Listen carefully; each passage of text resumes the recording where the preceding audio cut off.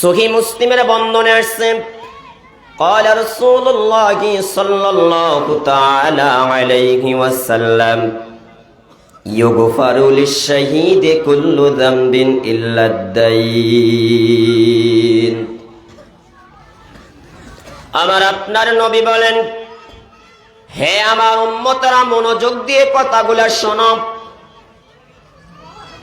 কোন ব্যক্তি যদি আল্লাহর পথে শহীদ হয়ে যায়, আল্লাহ তাআলা শহীদের সমস্ত গুনাহ মাফ করে দিবে। জীবনে যত পাপ করেছে, অন্যায় করেছে, আল্লাহ তাআলা সব মাফ করে দিবে, ক্ষমা করে দিবে। নবী বলেন ইল্লাদ্দাইন, কিন্তু পরের ঋণ আল্লাহ তাআলা ক্ষমা করবে না। কথা ঠিক না ঠিক? হে আমার ভাইয়ারা, বন্ধুরা আমার, আমি যদি আল্লাহর পথে শহীদ হয়ে যাই, আপনারা যদি আল্লাহর পথে শহীদ হয়ে যান, আল্লাহর নবী বলেন শহীদ হতে দেরি আল্লাহ তাআলা তাদেরকে জান্নাত দিতে দেরি হয় না। বুখারীর হাদিসের মধ্যে আছে, আল্লাহর হাবিব বলেছেন ইন্নাল জান্নাতা তাহতা জিলালিস সুয়ুফ। নবীজি বলেন, যখনই কোনো বান্দা আল্লাহর পথে শহীদ হয়ে যায়, শহীদ হতে দেরি আল্লাহ তাআলা তাকে জান্নাত দিতে দেরি হয় নাই। বলি সুবহানাল্লাহ। নামাজ পড়ে মরবেন, জান্নাতে যাবেন। রোজা রেখে মরবেন, জান্নাতে যাবেন। হজ করে মরবেন, জান্নাতে যাবেন। উমরা করে মরবেন, জান্নাতে যাবেন। দান করে মরবেন, জান্নাতে যাবেন। যাকাত দিয়ে মরবেন, জান্নাতে যাবেন। তবে কখন যাবেন? মৃত্যুর পরে, যখন হাসরের ময়দানে যাবেন। যাওয়ার পরে হিসাব দিয়ে জান্নাতি হলে জান্নাতে যাবেন, জাহান্নামী হলে জাহান্নামে যাবেন। কিন্তু রাসূল বলেন, আমলের জগতে এমন একটি আমল আছে যে আমলটি করে মরতে দেরি, রবের জান্নাতে ঢুকতে দেরি হবে না। সেটা হলো, রাসূল বলেন ইন্নাল জান্নাতা তাহতা জিলালিস সুয়ুফ। সেটা হলো মুজাহিদিনে কেরামের যেই তরবারি রয়েছে, ওই তরবারির নিচে আল্লাহ তাআলা ডাইরেক্ট জান্নাত রেখে দিয়েছেন। মুজাহিদের তরবারির নিচে আল্লাহ কি রেখে দিয়েছে? একটু আওয়াজ দিয়ে বলেন, একটু আওয়াজ দিয়ে বলেন না ভাইয়ারা আমার। কি জিহাদের কথা শুনে ভয় পাইলেন নাকি আপনারা? বলেন না, ভয় পাইলেন? মুসলমান তো জিহাদের কথা শুনলে ভয় পায় নাই। মুসলমান জিহাদের কথা শুনলে ভয় পায় নাই। মুনাফিক যারা, তারা জিহাদের কথা শুনলে ভয় পায়।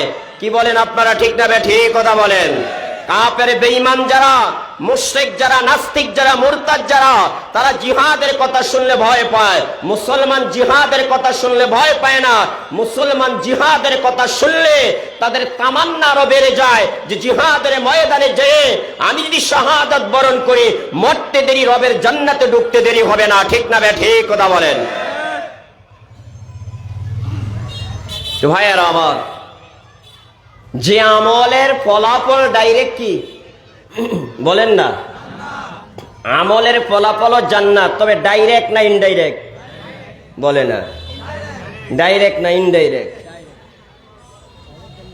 কিন্তু জিহাদের ফলাফল বলেন না, জিহাদ করতে যে শহীদ হলে এটার ফলাফল ডাইরেক্ট কি? জান্নাত। তারা সবুজ পাখি হয়ে আল্লাহর জান্নাতে ঘুরে বেড়াবে। কিন্তু এই শহীদের সব গুনাহ আল্লাহ মাফ করবে, কিন্তু কোন গুনাহ মাফ করবে না? পরের ঋণের গুনাহ আল্লাহ তাআলা কি করবেন? একটু আওয়াজ দিয়ে বলেন, কি মাফ করবেন? একটু আওয়াজ দিয়ে বলেন ভাইয়ারা আমার। পরের ঋণ। ভাইয়ারা আমার, বন্ধুরা আমার, অপরে বর্ণনা আসছে, মুহাম্মদ বিন আব্দুল্লাহ বিন জাহাশ রাদিয়াল্লাহু তাআলা আনহু বলেন, কুন্না জুলুসাম বিফিনাইল মসজিদি হাইতু ইউদাউল জানাইজা ওয়া রাসূলুল্লাহ সাল্লাল্লাহু আলাইহি ওয়াসাল্লাম জালিসুম বাইনা যহরাইনা। হে আমার ভাইয়ারা, বন্ধুরা আমার, মুহাম্মদ বিন আব্দুল্লাহ বিন জাহাশ রাদিয়াল্লাহু তাআলা আনহু বলেন, আমরা সাহাবায়ে কেরাম মসজিদের আঙ্গিনার মধ্যে বসা ছিলাম, যেখানে মৃত ব্যক্তির জানাজার নামাজ পড়া হতো, মৃত লাশের জানাজার নামাজ পড়া হতো। নবীজিও আমাদের মধ্যে উপস্থিত ছিলেন। হঠাৎ করে আল্লাহর হাবিব আসমানের দিকে তাকাইলেন।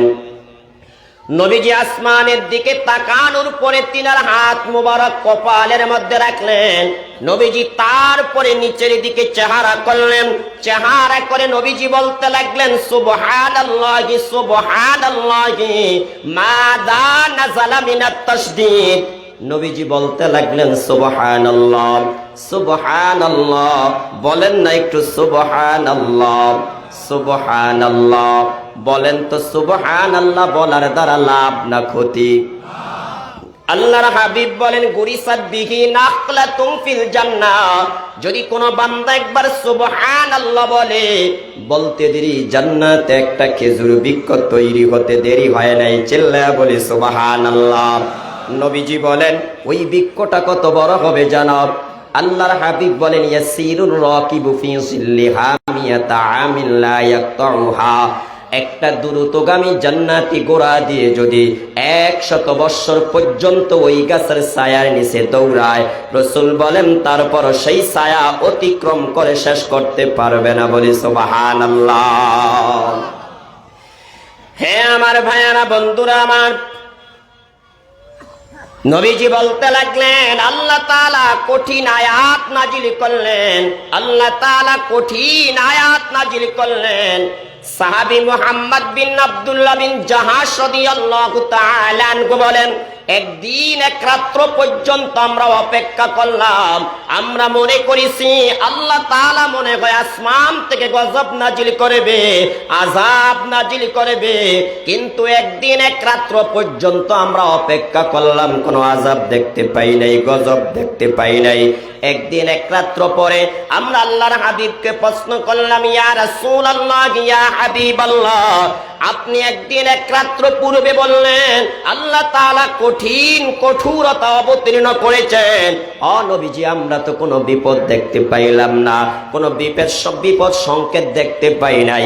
আল্লাহ তাআলা কোন বিষয়ে কঠিন বিধান অবতীর্ণ করেছেন আপনার কাছে জানতে চাই।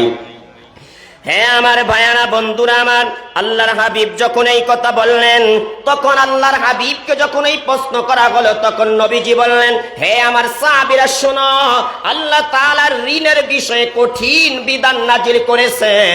পরের ঋণের বিষয়ে আল্লাহ তাআলা কঠিন বিধান নাজিল করেছেন। আল্লাহর হাবিব তখন বললেন ওয়াল্লাযী নাফসু মুহাম্মাদিন বিয়াদিহি লাউ আন্না রাজুলান কুতিলা ফি সাবিলিল্লাহি সুম্মা আশা সুম্মা কুতিলা ফি সাবিলিল্লাহি সুম্মা আশা সুম্মা কুতিলা ফি সাবিলিল্লাহি সুম্মা আশা ওয়া আলাইহি দাইনুম মা দাখালাল জান্নাতা হাত্তা ইয়াকদিয়া দাইনা। আমার আপনার নবী তখন বললেন হে আমার সাহাবীরা শোনো, ওই আল্লাহর কসম করে বলি যে আল্লাহর কুদরতি হাতে আমি মুহাম্মাদের জীবন, কোন ব্যক্তি যদি আল্লাহর পথে শহীদ হয়ে যায়, আবার জীবিত হয়ে যায়, আবার শহীদ হয়ে যায়, আবার জীবিত হয়ে যায়, আবার শহীদ হয়ে যায়, আবার জীবিত হয়ে যায়, নবীজি এইভাবে 3 বার বললেন। হে আমার সাহাবীরা, তারপর এই লোকটা আল্লাহর জান্নাতে যেতে পারবে না, এই লোকটা আল্লাহর জান্নাতে প্রবেশ করতে পারবে না হাত্তা ইয়াকদিয়া দাইনাহু, যে পর্যন্ত পরের ঋণ থেকে মুক্ত না হবে। আল্লাহর হাবিব বলেন একবার নয়, 2 বার নয়, 3 বার। এখানে রাসূল 3 বারের কথা বললেন। ভাইয়ারা আমার, যদি 3 লক্ষ বার আল্লাহর পথে জীবন দিয়ে শহীদ হয়, রাসূল বলেন তারপরও সে জান্নাতে যেতে পারবে না যে পর্যন্ত পরের ঋণ থেকে মুক্ত না হবে। চিল্লায়া বলি সুবহানাল্লাহ। হে আমার ভাইয়ারা, বন্ধুরা আমার, কথাগুলো মনোযোগ দিয়ে শুনেন। পরের ঋণ এটা অত্যন্ত কঠিন একটা বিধান ভাইয়ারা আমার। পরের হক নষ্ট করা অত্যন্ত কঠিন একটা পাপ, অত সেই পাপটাকে আজকে আমরা পাপই মনে করি না, ঠিক না ঠিক কথা বলেন? যে যেভাবে পারি সেভাবে আজকে পরের সম্পদ আমরা আত্মসাৎ করি, যে যেভাবে পারি সেভাবে আজকে অন্যের হক মেরে খাই, ঠিক না ঠিক কথা বলেন? কিছু বাবা আছে মেয়েদের সম্পদ ছেলেদেরকে দিয়ে যায়, আবার কিছু ভাই আছে বোনদের সম্পদ নিজেরা মেরে খায়, আছে নাকি না? কথা বলেন না ভাই, আর আমার আছে নাকি নাই? বোনদেরকে সম্পদ দিতে চায় না, বোনদের সম্পদের কথা শুনলে তেলে বেগুনে জ্বলে উঠে, চক্ষু বড় হয়ে যায়, চেহারা লাল হয়ে যায়, এমন কিছু ভাই আমাদের সমাজে আছে নাকি নাই? কথা বলেন। অথচ নামাজ পড়ার বেলা 1 নাম্বার, রোজা রাখার বেলা 1 নাম্বার, যাকাত দেওয়ার বেলা 1 নাম্বার, মাথায় টুপিও আছে, মুখে দাড়িও আছে, গায়ে লম্বা জামাও আছে, হজও করেছে, আবার মাঝে মধ্যে উমরাও যায়, কিন্তু বোনদের সম্পদ বুঝিয়ে দেয় না। এরে ভাই, তুমি ভালোভাবে মনে রাখো, এই জীবনের সম্পদ আত্মসাৎ করলা, আল্লাহর ঘরের গিলাফ ধরে যদি কিয়ামত পর্যন্ত হায়াত পাও, আর যদি কিয়ামত পর্যন্ত আল্লাহর ঘরের গিলাফ ধরে তুমি চোখের পানি ছেড়ে কান্না করো, আল্লাহর কসম করে বলি, তোমার বোন যদি তোমাকে ক্ষমা না করে, তোমার বোন যদি তোমাকে মাফ না করে, এই হাজী সাহেব, তোমার কপালে জান্নাত নাই, তোমার কপালে জান্নাত নাই, তোমার কপালে জান্নাত নাই। আল্লাহর জান্নাতে কোনো হারামখোরের জায়গা নাই। কথা ঠিক না বেঠি? এমন হারামখোর আমাদের সমাজে আছে নাকি নাই? একটু আওয়াজ দিয়ে বলেন না ভাইয়ার, আমার আছে নাকি নাই? হ্যাঁ, আচ্ছা, কেউ যদি পরের সম্পদ মেরে হজ করতে যায়, হজ কবুল হবেও? একটু আওয়াজ দিয়ে বলেন না। দেখবেন আমাদের দেশের অবস্থা, হঠাৎ করে নেতা হয়ে গেছে, নেতা হওয়ার পরে টাকার অভাব নেই, সবার আগে যেই কাজটা করে মক্কা মদিনা উমরা করতে যায়। এখন নেতার নাম বিভিন্ন পোস্টারে লেখা হবে, বিভিন্ন সাইনবোর্ডে লেখা হবে, কথা বলেন না কেন? যাতে নামের আগে দিয়ে কি লাগানো যায়? কথা বলেন না, কি লাগানো যায়? আলহাজ লাগানো যায়। বলেন তো, এমন ফাতি নেতা আমাদের দেশে কম না বেশি?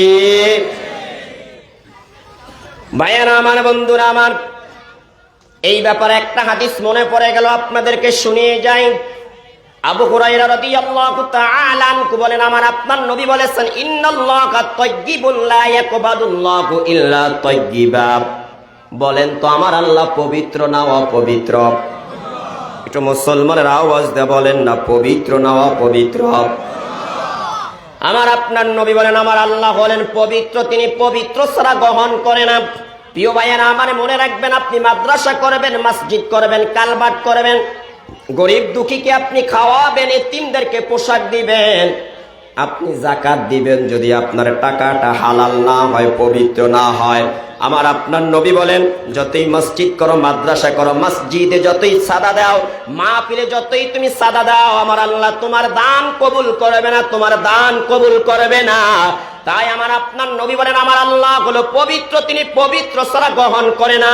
যদি তিনার কাছে গ্রহণ করাইতে হয়, যদি আরশে আজিম পর্যন্ত তোমার দান পৌঁছাইতে হয়, আল্লাহর হাবিব বলেন, পবিত্র বস্তু দান করো, হালাল টাকা দান করো, হারাম টাকা দান করলে কাজ হবে না।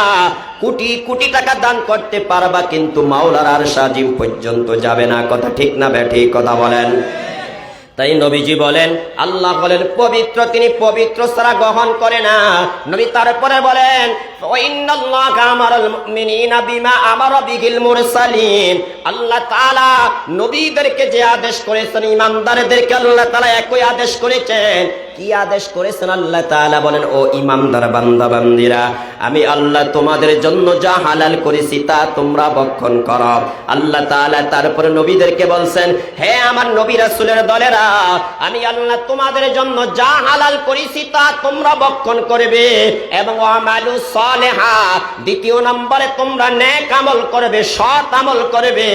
মুফাসসিরিন কেরাম বলেন, আল্লাহ তাআলা নবীদের বেলায় ইবাদতের আগে হালাল খাওয়ার কথা কেন বললেন?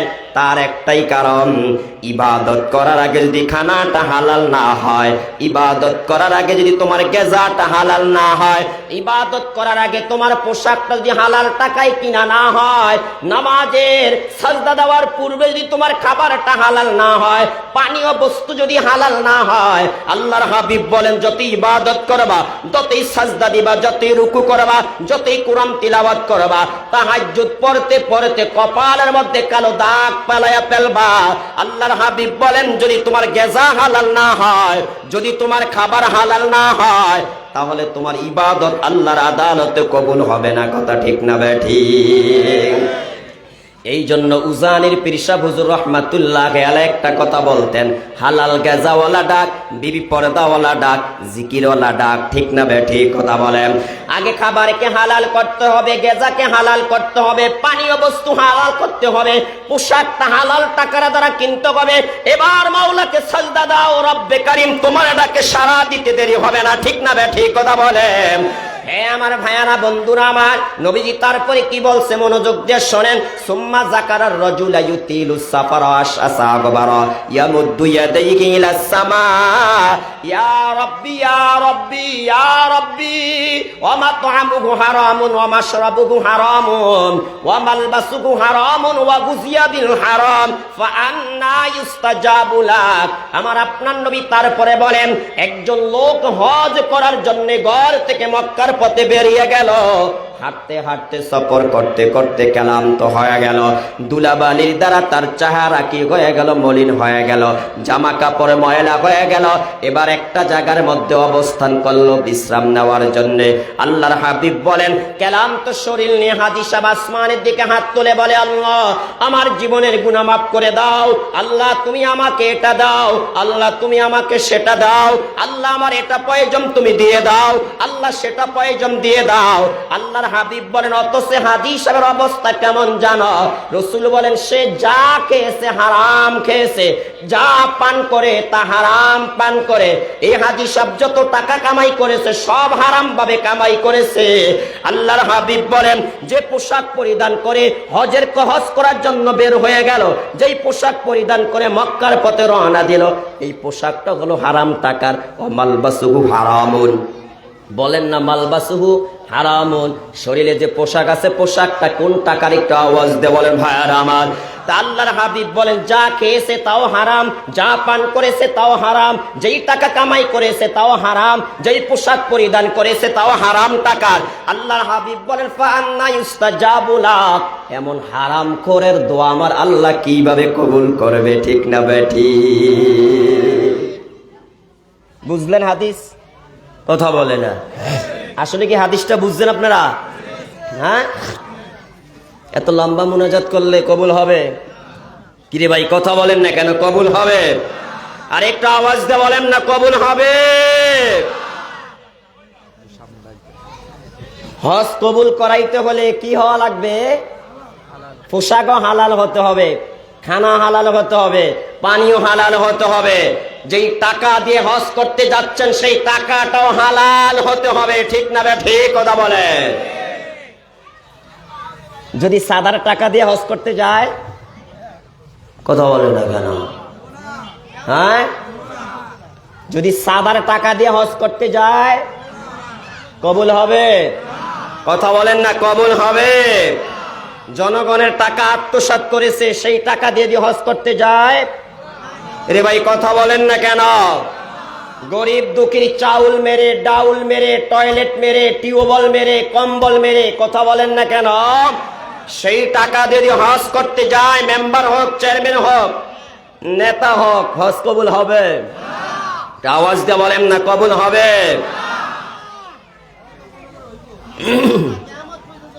কথা বলেন না হবে ভাইয়ারা আমার?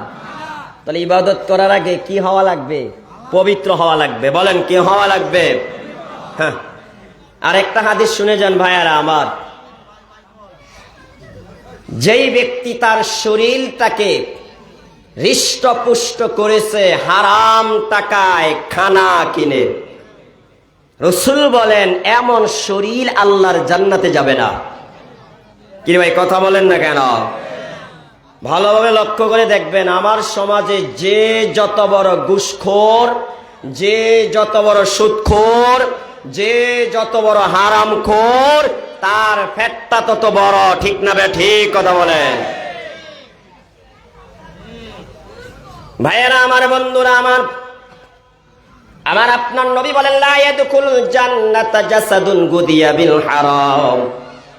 নবীজি বলেন, হারাম খোরের শরীর আমার আল্লাহর জান্নাতে জায়গা হবে না। ঠিক না বেঠি? বলেন তো, জান্নাত পবিত্র জায়গা না অপবিত্র জায়গা? একটু মুসলমানের আওয়াজ দিয়ে বলেন, পবিত্র না অপবিত্র? ভাইয়ারা আমার, আল্লাহর জান্নাত পবিত্র জায়গা। ওই পবিত্র জায়গার মধ্যে কোন সুদখোরের জায়গা হবে না, ঘুষখোরের জায়গা হবে না, হারামখোরের জায়গা হবে না, ইয়াবাখোরের জায়গা হবে না, মদখোরের জায়গা হবে না, দুনিয়াতে যদিও তুমি টাকার গরমে আল্লাহর ঘরে মসজিদের প্রথম কাতারে মাঝে মধ্যে দাঁড়াইতে পারো, কিন্তু কিয়ামতের ময়দানে ক্ষমতার দাপটে টাকার গরমে আল্লাহর জান্নাতে জায়গা হবে না। ঠিক না? ঠিক কথা বলেন। এখন তো টাকা থাকলে মসজিদের সভাপতিও হওয়া যায়, কথা বলেন না কেন? টাকা থাকলে মসজিদের সেক্রেটারি হওয়া যায়, মাদ্রাসার সেক্রেটারি সভাপতি হওয়া যায়, কথা বলেন না কেন ভাইয়ারা আমার? হাসরের ময়দানে এরকম নেতাগিরি চলবে নাকি? কথা বলেন না কেন? আপনাদের এলাকায় মেজবানি হয়নি? মাঝে মধ্যে জিয়াফত হয় না? এখানে যে যায় হেওই ফ্ল্যাট পায়। কিরে ভাই কথা বলে না কেন? ধনী হোক, গরিব হোক, চোর হোক, বাটপার হোক, সিটার হোক, লম্পট হোক, সন্ত্রাস হোক, গুন্ডা হোক, ফান্ডা হোক, যাই হোক, গেলেই কি পায়? এরে ভাই কথা বলেন না কেন? কিন্তু হাসরের ময়দানে কি যে তেই কি আল্লাহর জান্নাতে ঢুকে যেতে পারবে নাকি? কথা বলে না কেন? পারবে? বলেন বলেন, পারবে?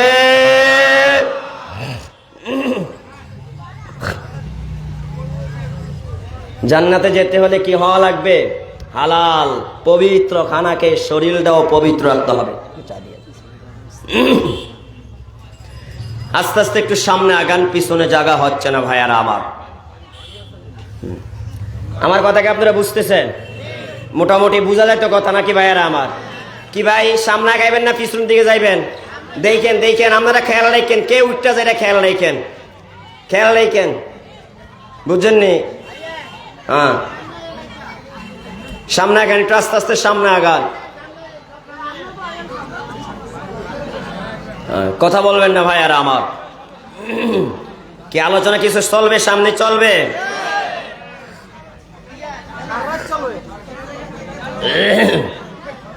তো ভাইয়ারা আমার এবার শোনেন, মূল আলোচনা যাই। আমি আর আপনি যদি আল্লাহর পথে জীবন দিয়ে শহীদ হয়ে যায়, যদি পরের ঋণ নিয়ে মারা যায়, জান্নাতে যাওয়া যাবে? একটু মুসলমানের আওয়াজ দিয়ে বলেন। এই বিষয়টা কি পুরা ক্লিয়ার হয়েছে আপনাদের? কথা বলে না, ক্লিয়ার হয়েছে? শহীদের সব গুনাহ, বলেন না, শহীদের সব গুনাহ। ভাই কথা বলো, বুঝতে হবে, এটা একটা ক্লাস। ওয়াস্ত জীবনে অনেক শুনছেন, সুরের ওয়াস্ত জীবনে অনেক শুনছেন। আমার সুর নেই, এলেমও নাই, হেলেমও নাই, বক্তা হিসাবে মানায়ও না। আপনাদের মতন এত বড় বড় মোটা মানুষের সামনে আমার মতন ছোট মানুষ বসাটাও মানায় না, বুঝছেন? সেই জন্য জীবনে ওয়াস্ত অনেক শুনছেন।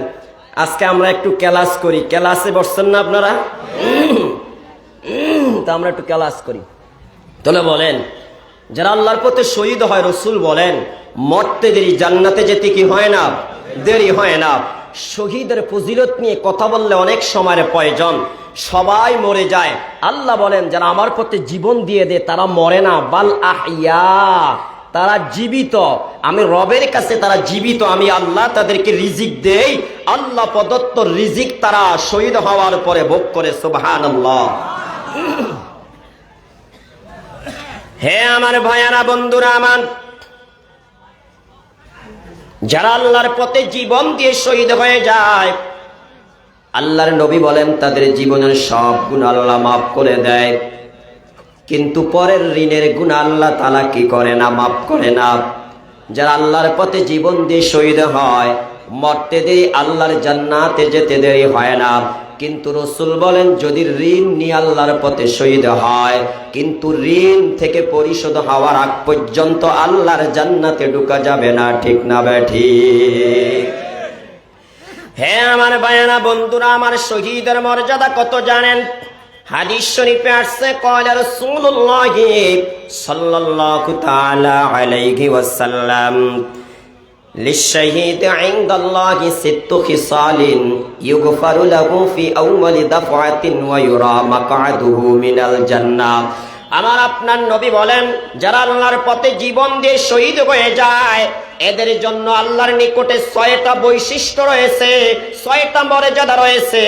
আল্লাহর হাবিব বলেন, ১ নম্বরে আল্লাহর পথে শহীদ হতে দেরি, আল্লাহ তাআলা তাদের জীবনের সব গুনাহ মাফ করতে দেরি হয় না। হে আমার ভাইয়েরা, বন্ধুরা আমার, আমার আপনার নবী বলেন শুধু তাই নয়, ইউগফারু লাহু ফি আউয়ালি দাফা, রাসূল বলেন শহীদের শরীর থেকে সর্বপ্রথম যে রক্তের ফোঁটাটা ঝরে, রক্তের ফোঁটাটা ঝরতে দেরি আল্লাহ শহীদের জীবনের গুনাহ মাফ করতে দেরি হয় নাই, বলে সুবহানাল্লাহ। হে আমার ভাইয়ারা, বন্ধুরা আমার, যারা আল্লাহর পথে জীবন দিয়ে শহীদ হয়ে যায়, আল্লাহ তাআলার নিকটে তাদের 6টি বৈশিষ্ট্য রয়েছে, 6টি মর্যাদা রয়েছে, 6টি গুণাবলী রয়েছে।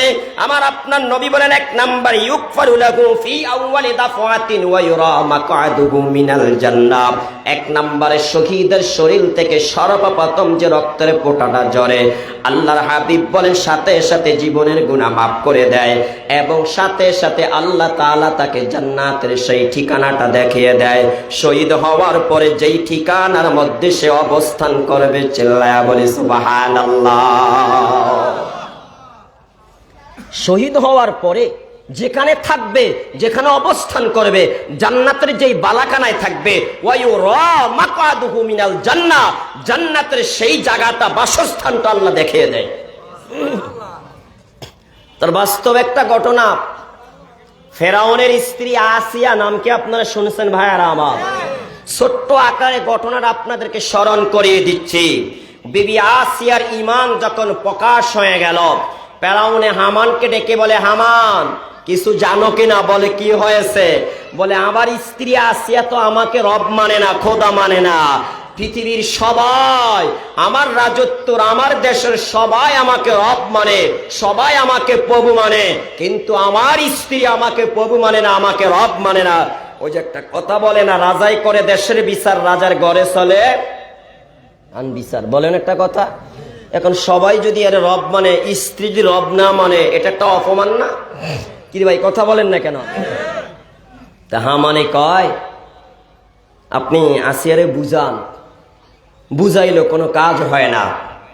আসিয়া বলে, আমি একজনকে রব মানি, সাজদা একজনকে দেই, রুকু একজনের সামনেই করি, রব হিসাবে একজনকে মানি, আমি আর কাউকে রব মানতে পারি না। আমার রব তোমার রব, আসমান জমিনের রব কয়জন? একটু আওয়াজ দিয়ে বলেন, একটু মুসলমানের আওয়াজ দিয়ে বলেন, কয়জন ভাইয়ারা আমার? হ্যাঁ আমার ভাইয়ারা, বন্ধুরা আমার, হামান বলে, হে আমার মনিব, যদি আসিয়া আপনাকে রব মানতে অস্বীকার করে, যদি আপনাকে প্রভু মানতে অস্বীকার করে, তাহলে আপনি কি করবেন? আসিয়ার পিঠের মধ্যে আপনি পেরেক মারবেন। চিল্লায়া বলি না আউযুবিল্লাহ। কোরআনের মধ্যে আসছে ফিরআউনা যিল আওতাদ। এই আওতাদ শব্দের অর্থ হলো পেরেক। পেরেক চিনেন তো আপনারা? বড় বড় গজ্জাল চিনেন আপনারা? কথা বলেন না ভাইয়ারা আমার? জীবন্ত মানুষের পিঠের মধ্যে যদি পেরেক মারে, বলেন তো কেমন লাগবে? একটু বলেন না আমাকে ভাইয়ারা আমার, কেমন লাগবে? হ্যাঁ আমার ভাইয়েরা, বন্ধুরা আমার, পেরেক মারার পর বিবি আসিয়াকে ইমাম থেকে সরাইতে পারে না, ফেরাউনকে রব মানাইতে পারে না। কেননা বিবি আসিয়া অন্তরের মধ্যে ইমানের মজা পাইছে, ইমানের স্বাদ পাইছে। ইমানের একটা মজা আছে, ইমানের একটা স্বাদ আছে। যারা ইমানের মজা পাইছে, ইমানের স্বাদ পাইছে, এই মানুষগুলাকে আল্লাহর পথে যতই কষ্ট দেওয়া হয়, যতই নির্যাতন করা হয়, যতই জেল জুলুম দেওয়া হয়, যতই হামলা মামলা করা হয় না কেন, এরা কোনোদিনও আল্লাহর পথ থেকে সরে না। কথা ঠিক না বেঠিক? বেলালে হাবশিকে যতই তার মনিব তাকে মারে, যতই প্রহার করে, বেলাল বলে আহাত আহাত আহাত আহাত। অপরদিকে বেলালের পিঠের চামড়া গরমের কারণে ভাইয়ারা আমার, চামড়াগুলা জ্বলে জ্বলে, চামড়ার থেকে পানি বের হয়, রক্ত বের হয়, কিন্তু বেলাল বলে আহাত আহাত আহাত। একটাই কারণ, বেলালের কলিজার মধ্যে ঈমান আছে, ঈমানের মজা আছে। কথা ঠিক না বেঠিক? কথা বলেন। এই জন্য যতই কষ্ট দেয়, যতই মারে, যতই আঘাত করে, যতই প্রহার করে, যতই নির্যাতন করে, বলেন তো তত ঈমান বাড়ে নাকি কমে? বলেন না, বাড়ে না কমে? আর বিপদ দেখলে আমাদের ঈমান, বলেন না, ঈমান কি হয়? কমে। আর সাহাবীদের বিপদ আসলে ঈমান কি হইতো? বলেন না, ঈমান কি হইতো ভাইয়ারা আমার? হ্যাঁ আমার ভাইয়ারা, বন্ধুরা আমার, এবার হামান ফেরাউনকে উপদেশ দিল, পরামর্শ দিল, বেলেট দিয়ে আসিয়ার শরীরের চামড়াগুলো খুলে ফেল।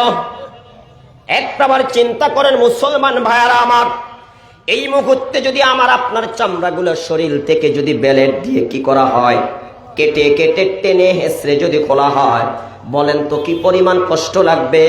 হে আমার ভাইয়ারা, বন্ধুরা আমার, এই হাবানের কথা মতে যখন ফেরাউন বিবি আসিয়ার শরীরের চামড়াগুলো ব্লেড দিয়ে যখন তুলে ফেলার আদেশ দিলেন, চামড়াগুলো তুলে ফেলার পরে বললেন, উত্তপ্ত রোদের নিচে, সূর্যের নিচে উত্তপ্ত রৌদ্র অবস্থায় বালুর উপরে বিবি আসিয়াকে শোয়া রাখবা।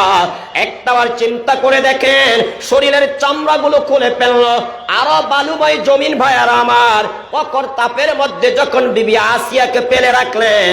হে আমার ভাইয়ারা, বন্ধুরা আমার, তারপরও যখন বলে আসিয়া কোনো সময় আছে, আমাকে রব মানো, আমার কথা মেনে নাও, আমাকে সাজদা করো, আমার গোলামি করো, আমার দাসত্ব করো।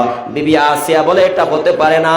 রব্বি ওয়া রব্বুকাল্লাহ, আমার রব তোমার রব কয়জন? একটু আওয়াজ দিয়ে বলেন, আর জোরে বলেন না কয়জন ভাইয়ারা আমার। হে আমার ভাইয়ারা, বন্ধুরা আমার, ঈমান কাকে বলে একটাবার চিন্তা করে দেখেন। ঈমান কাকে বলে একটাবার চিন্তা করে দেখেন ভাইয়ারা আমার। হে আমার ভাইয়ারা, বন্ধুরা আমার, কোন কিতাবের মধ্যে আসছে, বিবি আসিয়া যখন ফেরাউনকে রব মানে না, তারা ডাইন হাতটা কেটে ফেললেন, বাম হাতটা কেটে ফেললেন, দুধের স্তনগুলা কেটে ফেললেন, পাও কেটে ফেললেন, এমনকি লজ্জাস্থানের মধ্যে পর্যন্ত পেরেক মারলেন। মারার পরও যখন বিবি আসিয়া তাকে রব মানে না, খোদা মানে না, প্রভু মানে না। হে আমার ভাইয়ারা, বন্ধুরা আমার, এমন অবস্থা যখন চলতেছিল, বিবি আসিয়াকে একের পর এক যখন সাজা দেওয়া হচ্ছে, শাস্তি দেওয়া হচ্ছে, বারবার বলা হচ্ছে, আমাকে রব মানো, আমাকে রব মানো, আমাকে খোদা মানো। বিবি আসিয়া বলে, কলিজার মধ্যে একজনকে জায়গা দিয়েছে, দুনিয়ার আর কাউকে জায়গা দিতে পারবো না, ঠিক না বেঠি? হ্যাঁ আমার ভাইয়ারা, বন্ধুরা আমার, বারবার যখন একের পর এক তাকে সাজা দেওয়া হচ্ছে, শাস্তি দেওয়া হচ্ছে, পাশে দিয়ে মুসা আলাইহিস সালাম যাচ্ছিলেন। এমনই সময় বিবি আসিয়া ডাক দিয়ে বলে, ও আল্লাহর পয়গম্বর মুসা, আপনার কথা মতে আসমানওয়ালাকে মানার কারণে, ফেরাউনকে রব না মানার কারণে আমাকে এত কষ্ট দেওয়া হচ্ছে। আমার পোশাকগুলা কেড়ে নিল, আমার শরীর থেকে হাতটা কেড়ে নিল, আমার শরীর থেকে দোনো হাত আলাদা করে ফেললো, আমার পাও শরীর থেকে আলাদা করে ফেললো, আমার চামড়াগুলা খুলে ফেললো, আমার স্তনগুলা কেটে ফেললো, আমার লজ্জাস্থানের মধ্যে পেরেক মারলো। ও আল্লাহর পয়গম্বর মুসা, এই মুহূর্তে আমি আল্লাহর কাছে কিছু চাইলে পাইবো কিনা? মুসা নবী ডাক দিয়া বলে, হে বিবি আসিয়া, এই মুহূর্তে তুমি তোমার রবের কাছে যা চাইবা তা পাইবা। ওই মুহূর্তে বিবি আসিয়া আল্লাহকে ডাক দিয়া বলে, আল্লাহ, তোমাকে মানতে যায়া, তোমাকে মানতে যায়া, তোমার তাওহীদের উপর অটল অবিচল থাকতে যায়া আমি আমার পোশাক দিয়ে দিলাম, শরীরের চামড়া দিয়ে দিলাম, আমার স্তন দিয়ে ফেললাম, হাত দিয়ে ফেললাম, পাও দিয়ে ফেললাম, যা আছে সব দিয়ে ফেললাম আমি তোমার জন্য। রব, আমি তোমার কাছে একটা জিনিস চাই, রব্বিবনিলি ইনদাকা বাইতান ফিল জান্নাহ। ও রব, আমি তোমার কাছে জান্নাতে একটা ঘর চাই, একটা ঘর চাই। ওয়া নাজ্জিনি মিন ফিরআউনা ওয়া আমালিহি ওয়া নাজ্জিনি মিনাল কওমিজ জালিমিন। আয় রব, ফেরাউন এবং ফেরাউনের এই অপকর্ম থেকে এবং জালিম কওমের জুলুম থেকে তোমার কাছে নিষ্কৃতি চাই। বিবি আসিয়া যখন আল্লাহর কাছে এইভাবে দোয়া করতে লাগলেন, আল্লাহ জিব্রাইলকে ডাক দিয়ে বলে, জিব্রাইল যা যা, আমার আসিয়া আমার জন্য সব দিয়ে দিল, শরীরের পোশাক কেড়ে নিল, হাত কেড়ে নিল, পাও কেড়ে নিল, চামড়াগুলো কেড়ে নিল, আমার জন্য সব দিয়ে দিল। আমার কাছে শুধুমাত্র জান্নাতে একটা ঘর চাইছে, আমি রব তাকে জান্নাতের এই ঘরটা দিয়ে দিলাম। ও জিব্রাইল যা যা, আমার বান্দি আসিয়ার সামনে জান্নাতের 8টা দরজা খুলে ধরো, চিল্লায়া বলি সুবহানাল্লাহ। যেই মাত্র জিব্রাইল আলাইহিস সালাম বিবি আসিয়ার সামনে জান্নাতটা তুলে ধরলেন, এবার বিবি আসিয়া হাসতে হাসতে, চোখ দিয়ে পানি পড়তেছে, কিন্তু হাসতে হাসতে বিবি আসিয়া দুনিয়ার থেকে বিদায় নেবে। এমন সময় ফেরাউন বলে, হে আসিয়া, তুমি হাসো কেন? এত কষ্ট দিলাম, শরীরের চামড়া খুলে ফেললাম, তারপরে তুমি হাসো, ব্যাপারে কি, কারণটা কি? বিবি আসিয়া বলে, আমি বললে তুমি বিশ্বাস করবা না। এবার ফেরাউন বলে, বলো বলো। বিবি আসিয়া ডাক দিয়া বলে, আমার রব আমার জন্য যে জান্নাতটা তৈরি করে রাখছেন, আমার রব আমার জন্য যে জান্নাতটা রেডি করে রাখছেন, ওই জান্নাতটা এই মাত্র আমার সামনে জিব্রাইল ফেরেশতা তুলে ধরেছে, চিল্লায়া বলি সুবহানাল্লাহ। এটাই আমার আপনার নবী বলেছেন শহীদের 6টা বৈশিষ্ট্য। এর মধ্যে একটা হলো ইউগফারু লাহু ফি আউয়ালি দাফআম ওয়া ইউরা মাকআদুহু মিনাল জান্নাহ ওয়া ইয়ারা মাকআদাহু মিনাল জান্নাহ। নবী বলেন যারা আল্লাহর পথে জীবন দিয়ে শহীদ হয়ে যায়, শহীদের শরীর থেকে সর্বপ্রথম যখন রক্তের ফোঁটাটা ঝরে, এই রক্তের ফোঁটাটা পড়তে দেরি তার জীবনের গুনাহ মাফ হইতে দেরি হয় না। আল্লাহর হাবিব বলে শুধু তাই নয়, আল্লাহ তাআলা তাকে যেই জান্নাত দিবে শহীদ হওয়ার পরে, সেই জান্নাতটা তার সামনে তুলে ধরেন। চিল্লায়া বলি সুবহানাল্লাহ। তাহলে আল্লাহর পথে শহীদ হওয়ার তামান্না আসেনি আমাদের? আওয়াজ দিয়ে বলেন না, আসলে আছে? কার কার আছে দুইটা হাত তোলার লাগে দেখাই তো, বলেন আওয়াজ দিয়ে বলেন রাজি আছেন ইনশাআল্লাহ। শহীদ হলে লাভ না ক্ষতি? মরার সাথে সাথে কোথায় বলেন না, শহীদ মরার সাথে সাথে ইন্নাল জান্নাতা তাহাতা জিলালিস সুয়ুফ, মরবা সাথে সাথে জান্নাতে যাইবা। আল্লাহ তুমি আমাদেরকে শাহাদাতের সর্বোচ্চ মর্যাদা দান করিয়ে, সবাই বলি আমিন।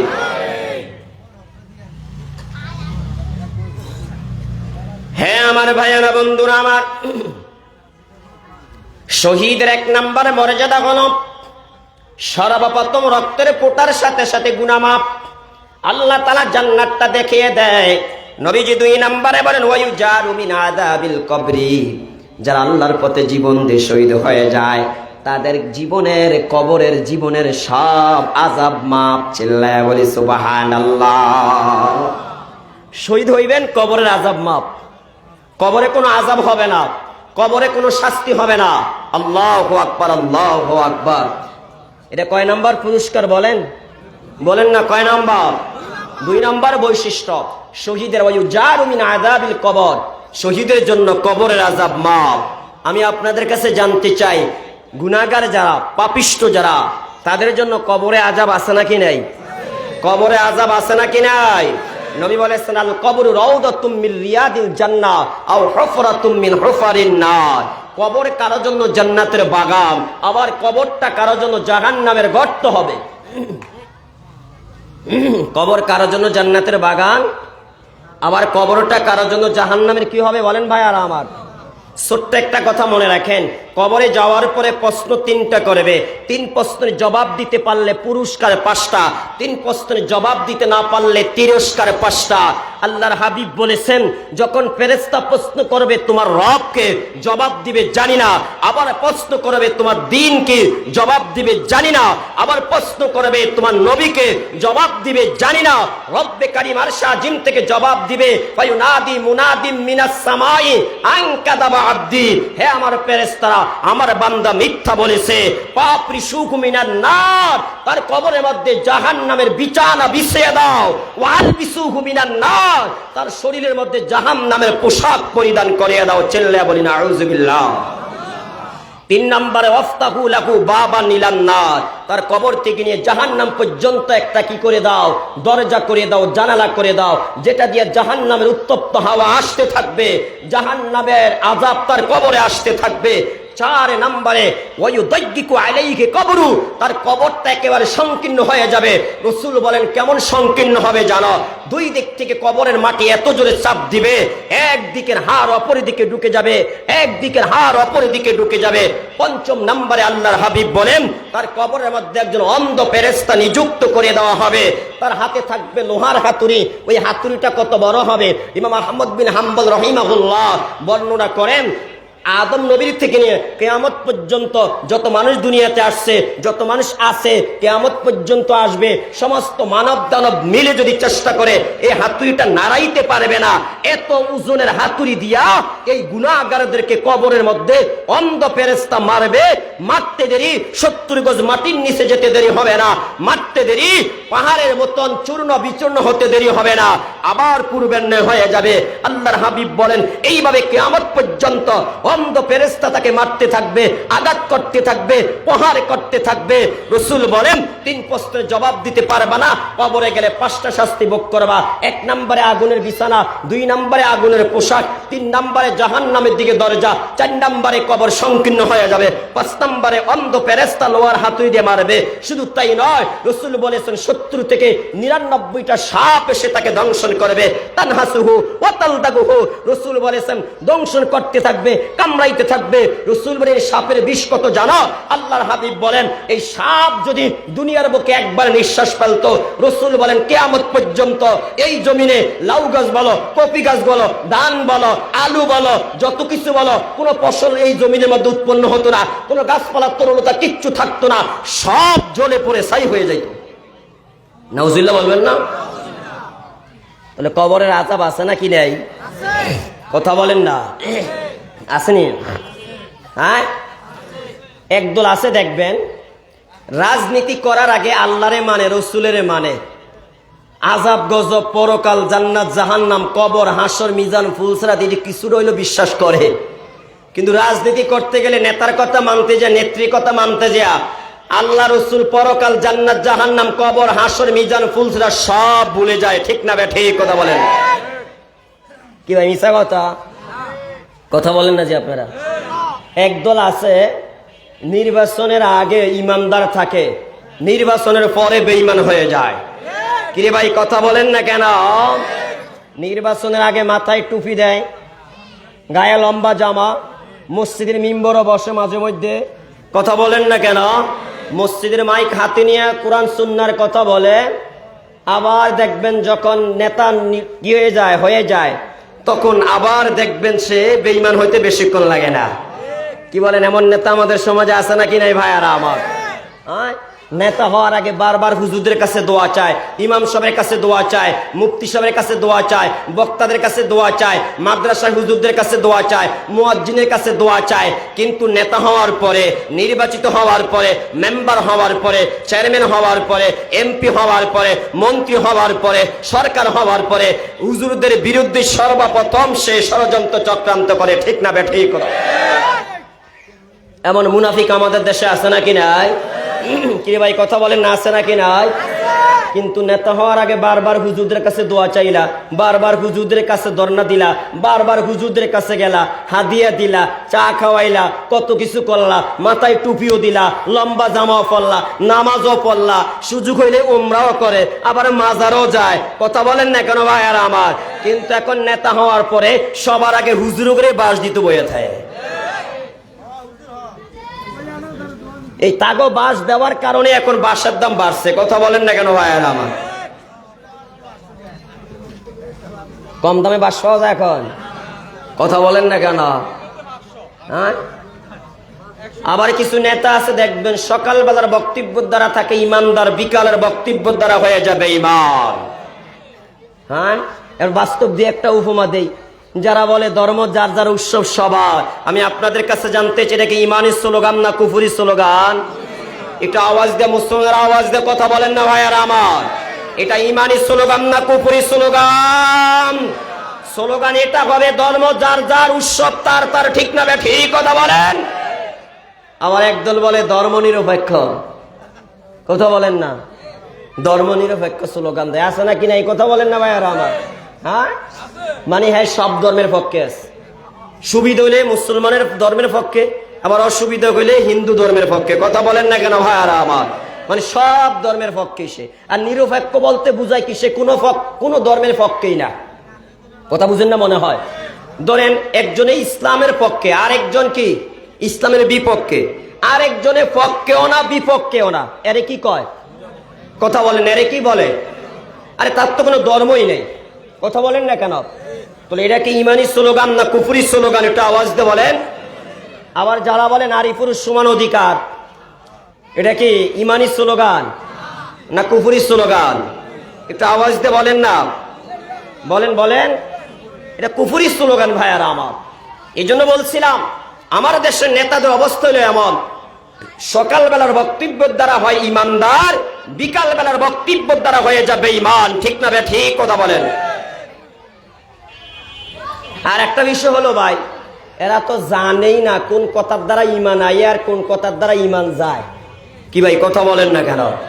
নবী এক হাদিসের মধ্যে বলছেন, ইউসবিহুর রাজুলু মুমিনান ওয়া ইউমসি কাফিরা। আমার উম্মতের মধ্যে এমন একটা সময় আসবে, সকালবেলা থাকবে ইমানদার, বিকালবেলা হবে বেঈমান, বিকালবেলা থাকবে ইমানদার, সকালবেলা হবে বেঈমান। বলেন তো এই সময়টা বর্তমানে চলতেছে কিনা ভাইয়ারা আমার? হে আমার ভাইয়ারা, বন্ধুরা আমার, তাহলে শহীদ কত দামি! যারা আল্লাহর প্রতি জীবন দিয়ে শহীদ হয় তাদের মর্যাদা কয়টা বলেন তো? কয়টা? 6টা। বলেন, একটু আওয়াজ দিয়ে বলেন কয়টা ভাইয়ারা আমার?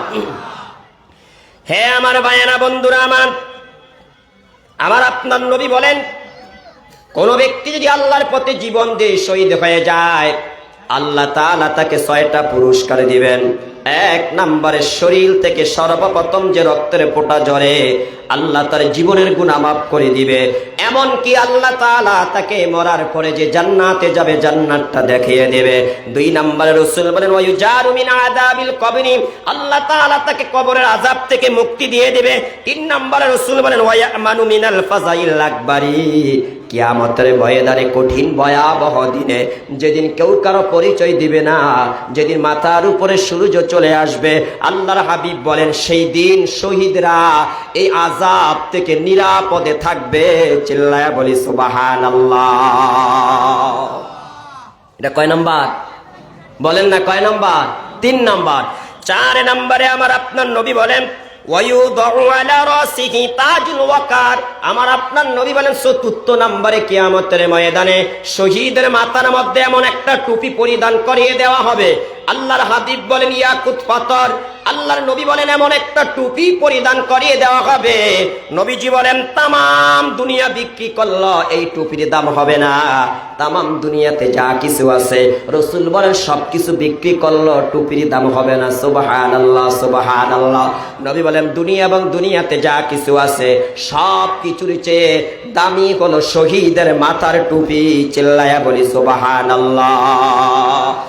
5 নম্বরে আমার আপনার নবী বলেন, ওয়ায়ুজাওয়াজু ইসনাতাইনি ওয়া সাবঈনা যাওজাতাম মিনাল হুরিল আইন, আল্লাহর হাবিব বলেন 5 নম্বরে আল্লাহ তাআলা শহীদের সাথে 70 জন নয় 72 জন বিবির সাথে বিবাহ পড়ায়া দিবে। বলি সুবহানাল্লাহ। শহীদের স্ত্রী কয়জন? বলেন না কয়জন? এটা আওয়াজ দিয়ে বলেন কয়জন? ইসনাতাইন ওয়া সাবঈনা যাওজাতাম মিনাল হুরিল আইন, রাসূল বলেন তাদেরকে আল্লাহ তাআলা 72 জন জান্নাতি বিবি দান করবে। আল্লাহ তাআলা তাদের সাথে তাকে বিবাহ দিয়ে দিবেন। 6 নম্বরে আমার আপনার নবী বলেন, ওয়ায়ুশাফাউ ফি সাবঈনা মিন আকারিবিহি, একজন শহীদের সুপারিশের মাধ্যমে আল্লাহ তাআলা 70 জন জাহান্নামীকে জান্নাত দিয়ে দিবে। কয়জন? বলেন না কয়জন? 70 জন। বলেন তা আওয়াজ দেন কয়জন? 70 জন। একজন শহীদ 70 জন গুনাহগারকে সুপারিশ করে তার পরিবার পরিজন থেকে আল্লাহর জান্নাতে নেবে। তাহলে বলেন আমাদের অন্তরে শাহাদাতের তামান্না রাখার দরকার আছে নাকি নাই ভাইয়ারা আমার? মুসলমান জিহাদকে ভুলে যাওয়ার কারণেই তাম পৃথিবীতে মুসলমানরা আজকে লাঞ্ছিত হচ্ছে, অপমানিত হচ্ছে, অপদস্থ হচ্ছে।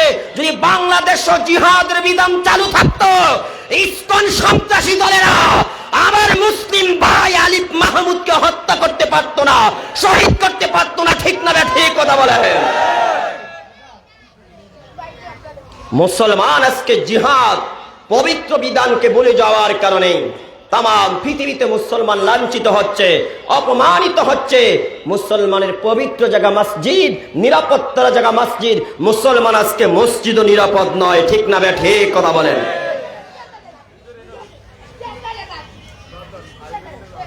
কোন কোন জায়গায় তো দেখা যায় ইসকনকে নিয়ে কথা বললে বক্তাকে অ্যাটাক করে, মাহফিলের মধ্যে হামলা করে। ইমাম সাহেব, খতিব সাহেব যদি মসজিদের মিম্বারের মধ্যে বসে ইসকনের সন্ত্রাসী গুন্ডা বাহিনীর বিরুদ্ধে কথা বলে, জাতিকে সতর্ক করে, সেখানেও দেখা যায় কিছু গুন্ডা বাহিনী ইমামের উপর হামলা করে, মাদ্রাসার মুতামিদের উপর হামলা করে। এমন ঘটনা বাংলাদেশে ঘটেছে। ঠিক না ঠিক কথা বলেন? আমি আপনাদের কাছে জানতে চাই, যার ভিতরে ন্যূনতম ঈমান আছে সেও কি কখনো এই সন্ত্রাসী গ্রুপকে কখনো সমর্থন করতে পারে? ভাই কথা বলেন না কেন, পারে? হ্যাঁ, তো প্রিয় ভাইয়ারা আমার, আমাদেরকে সতর্ক থাকতে হবে, সজাগ থাকতে হবে, সদা সর্বদা আমাদেরকে হক্কানি রব্বানি ওলামাই কেরামের সাথে থাকতে হবে। ঠিক না ঠিক কথা বলেন?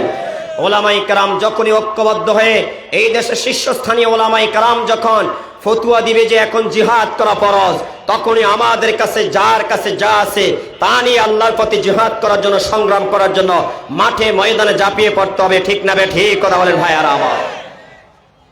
মুসলমান কখনো মৃত্যুকে ভয় পায় না। কি বলেন, মুসলমান কি মৃত্যুকে ভয় পায়? আমার আপনার জীবন কয়টা? বলেন না, একটা আওয়াজ ধরেন না, জীবন কয়টা ভাইয়ারা আমার? তো একটা জীবন যদি আমরা আল্লাহর পথে দিয়ে দিতে পারি, আল্লাহর পথে যদি বিলিয়ে দিতে পারি, হে আমার ভাইয়ারা বন্ধুরা আমার, যদি শাহাদাতের পেয়াল আমরা পান করতে পারি, মরতে দেরি আল্লাহর জান্নাতে যেতে দেরি হবে না, মরতে দেরি জান্নাতের বিবি পাইতে দেরি হবে না, মরতে দেরি জান্নাতি সন্তান পাতে দেরি হবে না, মরতে দেরি জান্নাতের নাজ ও নিয়ামত পাইতে দেরি হবে না। ঠিক না ঠিক কথা বলেন? তাই আমাদেরকে সদা সর্বদা জিহাদের জন্য প্রস্তুত থাকা দরকার আছে নাকি নাই? একটু আওয়াজ দিয়ে বলেন না, দরকার আছে নাকি নাই ভাইয়ারা আমার? আল্লাহ আমাদের সবাইকে কবুল করুক, সকলে বলি আমিন। তো ভাইয়ারা আমার, বন্ধুরা আমার, মূল আলোচনা ছিল কি? যারা পরের ঋণ নিয়ে কি করে মৃত্যুবরণ করে, আল্লাহ তাদের সব গুনাহ মাফ করলেও পরের ঋণের গুনাহ কি করবে না? মাফ করবে না। পরের ঋণ যদি কেউ শহীদ হয়ে যায়, শাহাদাত বরণ করে, আল্লাহ শহীদের সব গুনাহ মাফ করবে, কিন্তু পরের ঋণের গুনাহ আল্লাহ তাআলা কি করবে না? একটু আওয়াজ দিয়ে বলেন ভাইয়ারা আমার, মাফ করবে না। তাহলে এবার ভাবেন, যারা আত্মসাৎ করে, যারা জুলুম করে, তাদের কি অবস্থা হবে? একটু আওয়াজ দিয়ে বলেন না ভাইয়ারা আমার, বলেন। নবীজি হাদিসের মধ্যে বলছেন, মনোযোগ দিয়ে শোনেন। নবীজি বলেন, ইয়্যাকা ওয়াজ-যুনুবা আল্লাতী লা তুগফারু, হে আমার উম্মতেরা, তোমরা দুইটা গুনাহ থেকে বেঁচে থাকো, যেই দুইটা গুনার অপরাধ ক্ষমা করা হবে না। এক নম্বরে আল গুলুল, ফামান গাল্লা শাইয়ান উতিয়া বিহি ইয়াউমাল কিয়ামা। নবীজি বলেন, এক নম্বরে হলো আত্মসাতের গুনাহ। যারা দেশের সম্পদ আত্মসাৎ করে বিদেশ পাচার করে, যারা একে অপরের সম্পদ আত্মসাৎ করে ভোগ করে, আল্লাহর হাবিব বলেন যে যেই জিনিসটা আত্মসাৎ করেছে, কবর থেকে হাসরে ময়দানে যাওয়ার সময় তার মাথায় সেই জিনিস থাকবে। কেউ যদি গরিবের টিন আত্মসাৎ করে থাকে, হাসরে ময়দানে তার মাথায় টিনের বোঝা থাকবে। ঠিক না ঠিক কথা বলেন? কারো মাথার মধ্যে টনকে টনকে চাউল থাকবে, কারো মাথার মধ্যে টনকে টনকে কি থাকবে? গম থাকবে। কারো মাথার মধ্যে টিউবওয়েল থাকবে, কারো মাথার মধ্যে সিমেন্ট থাকবে, কারো মাথার মধ্যে টয়লেট থাকবে। কিরে কথা বলে না জিয়ারা? গরিবের টয়লেট মেম্বারে মাইরা দিছে, গরিবের টয়লেট কিছু মারছে চেয়ারম্যানে। কথা বলেন না কেন? কিছু মারছে ডাইনে বামের যে ফাতি নেতা আছে, পকেট নেতা, এরা। ঠিক না ঠিক কথা বলেন? তাহলে এদের মাথার মধ্যে হাসর ময়দানে কি থাকবে? কথা কয় না, কি থাকবে? এবারে আমি বলি, রাসূল বলছেন উতিয়া বিহি ইয়াউমাল কিয়ামা মান গাল্লা, রাসূল বলছেন আল গুলুল ফামান গাল্লা শাইয়ান উতিয়া বিহি ইয়াউমাল কিয়ামা। যে যেই জিনিস আত্মসাৎ করছে, যে যেই জিনিস আত্মসাৎ করছে, ধরেন আপনি এই রাস্তাটা আপনি কি দিচ্ছেন? বাজেট নিছেন। কথা বলেন না? এই রাস্তাটা আপনার, আপনি নিছেন, এটা করে দিবেন আপনি। ধরেন 50 কোটি টাকা বাজেট হয়েছে, এখানে মনে করেন যে আপনি কি করলেন, 10 কোটি টাকার ফ্রিজ আছে না, ফ্রিজ ধরেন 10 কোটি টাকার ফ্রিজ লাগবে, এই 10 কোটি টাকা ফ্রিজ থেকে 5 কোটি টাকা আপনি মাইরা দিলেন। মনে রাখবেন, হাসরে ময়দানে 5 কোটি টাকার এই ফ্রিজের দাম আপনার মাথায় থাকবে। ঠিক না ঠিক কথা বলেন? দেখবেন হাসরের ময়দানে আপনাদের জেলার এমপি সাহেবের মাথার মধ্যে, মন্ত্রী সাহেবের মাথার মধ্যে ফ্রিজের বস্তা, এই ফ্রিজের দাম, চাইলের বস্তা, ডাইলের বস্তা, রডের বস্তা, সিমেন্টের বস্তা। আরে কথা কয় না কেন এরা? আরে কি রে ব্যাপার কি? আমগো এমপি সাহেবের মাথার মধ্যে এগুলা কেন? আমগো মন্ত্রী সাহেবের মাথার মধ্যে এগুলা কেন? আমগো মেম্বার সাহেব তো দুনিয়া থাকতে ভালোই দেখলাম, দাড়িও আসিল, নামাজও পড়ছে, রোজাও রাখছে, লম্বা জামাও আসিল, মাঝে মধ্যে দেখা যায় হজও করছে, ওমরাও করছে, আর ওয়াজ মাহফিলে দান করছে, মসজিদও দান করছে, মাদ্রাসা দান করছে। আহারে, মেম্বার সাহেব গোপনে গোপনে বুঝি আকাম করছে। কি কথা বুঝেন না মনে হয় আপনারা? আরে চলছে তো ভালো মতো নেই, দুনিয়াতে তো ভালোভাবেই চলছে, কিন্তু আজকে যে হাসর ময়দানে দেখা যায় মেম্বার সাহেবের মাথার মধ্যে চাউলের বস্তা, ডাউলের বস্তা, পেঁয়াজের বস্তা, রসুনের বস্তা, লেপের বোঝা, কম্বলের বোঝা, কথা কন না কেন ভাইয়ারা আমার? সবাই তো আর একরকম না, কিছু আছে না? কথা বলেন না কেন? করোনাকালীন সময়ে একই নাম্বারে শত শত মানুষের টাকা ঢুকছে। কিরে ভাই কথা বলেন না কেন? এক নাম্বারে শত শত মানুষের কি ঢুকছে? সরকারে দিছে সবাই রে, কিন্তু খাইছে কয়জনে? কারো চকির তলে তেলের বোতল, কেউ চাউল দিয়ে পুকুর ফুরাইছে। কথা বলেন না কেন? তাহলে এদের মাথা হাসর ময়দানে চাউলের বস্তা থাকবে না, চাউলের টাক থাকবে না? এরা কথা বলে না কেন? রাসূলের হাদিস কি বিশ্বাস হয় না আপনাদের নাকি ভাই? আর আমার যে যে অপরাধ করবে, যে যেই জিনিস আত্মসাৎ করবে, যদি আপনি জায়গা আত্মসাৎ করেন তাহলে আপনার মাথার মধ্যে হাসর ময়দানে 7 তবক জায়গা থাকবে। ঠিক না বে ঠিক? কথা বলেন, বুঝেন না আপনারা? মনে হয় অপেক্ষায় থাকেন, একটু অপেক্ষা করেন, হাসর ময়দানে আমরা তামসা দেখবো ইনশাআল্লাহ। সূরাতুল মুমিনুর মধ্যে আল্লাহ তাআলা বলছেন যে দুনিয়াতে আমার নামাজি বান্দা যারা ছিল, ইমানদার যারা ছিল, নেককার যারা ছিল, পরহেজগার যারা ছিল, আল্লাহওয়ালা যারা ছিল, আলেম ওলামা যারা ছিল, এরা নেক কাজ করছে, ভালো কাজ করছে, নামাজ পড়ছে, রোজা রাখছে, কোরআন তেলাওয়াত করছে, হজ করছে, উমরা করছে, সত্য কথা বলছে। তোমরা এদেরকে নিয়ে তাদহাকুন, হাসি তামাশা করতা, টিটকারি করতা, মস্কারি করতা, এদেরকে নিয়ে টিটকারি করতে যা, মস্কারি করতে যা, এদেরকে নিয়ে তোমরা বাজে মন্তব্য করতে যা, বিদ্রুপ করতে যা, আমাকে ভুলে গেছো, আমার জিকির ভুলে গেছো, পরকাল ভুলে গেছো। আজকে মজা বুঝো, আজকে মজা বুঝো, আজকে মজা বুঝো, আজকে সাজা ভোগ করো। ঠিক না বে ঠিক? কথা বলেন, একটু অপেক্ষা করেন। কে কত বড় দুর্নীতিবাজ সেটা প্রকাশ পাবে। আর হাসর ময়দানে প্রকাশ হওয়ার আগে তো দুনিয়াতেই নথিপত্তি যা আছে সব প্রকাশ হয়ে যাচ্ছে। ঠিক না বে ঠিক? কথা বলেন, কি হইতেছে না? আরে ভাই কথা বলেন না কেন? কি আজীব ব্যাপার! তাহাজ্জুদও পড়ে, মাথায় ভেজাবও লাগায়, হজও করে, উমরাও করে, তসবিহও হাতে আছে, কোরআন তেলাওয়াত করে, যায় নামাজও আছে, হ্যাঁ নাকি আবার দুর্নীতি ধরা খায়। ঠিক না বে ঠিক? কথা বলেন, এমনই দুর্নীতি করছে আল্লাহ রান্না করা খানাও খাইতে পারে না। কিরে ভাই কথা বলেন না কেন আপনারা? আল্লাহ সার দেয়, ছেড়ে দেয় না। বলেন আল্লাহ সার দেয়।